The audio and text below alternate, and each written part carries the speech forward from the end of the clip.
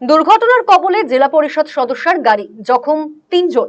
ঘটনাটি ঘটেছে মালদার চাঁচলের বেশতলী এলাকায়। এদিন মালদায় জেলা পরিষদের বাজেট মিটিং এ যোগ দিতে যাচ্ছিলেন তৃণমূলের জেলা পরিষদ সদস্যা সাইরা বানু। যাওয়ার পথে মালবোঝাই গাড়ির সঙ্গে সংঘর্ষ হয়। গুরুতর জখম হয়েছে চালক, এছাড়াও আহত হয়েছে সাইরা বানু ও তার এক সঙ্গীও। আহতরা চাঁচল সুপার স্পেশালিটি হাসপাতালে চিকিৎসাধীন। দুর্ঘটনার খবর পেয়ে ছুটে আসেন সাইরা বানুর স্বামী তথা তৃণমূল নেতা সামিউল ইসলাম।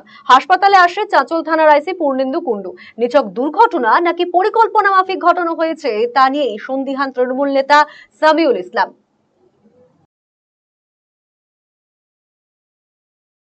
আজকে মালদা জেলা পরিষদে আজকে বাজেট মিটিং ছিল।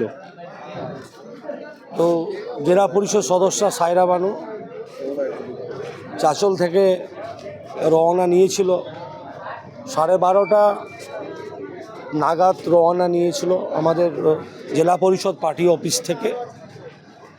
ঠিক 10 মিনিট পর হঠাৎ করে আমার কাছে একটা ফোন আসে, আননোন ফোন।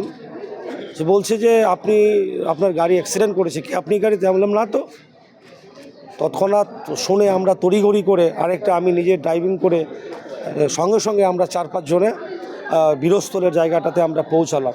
দেখছি যে বীভৎস ঘটনা, গাড়িতে 4 পাল্টি হয়েছে এবং আমার ড্রাইভারের পা একটা মনে হচ্ছে থাকবে না।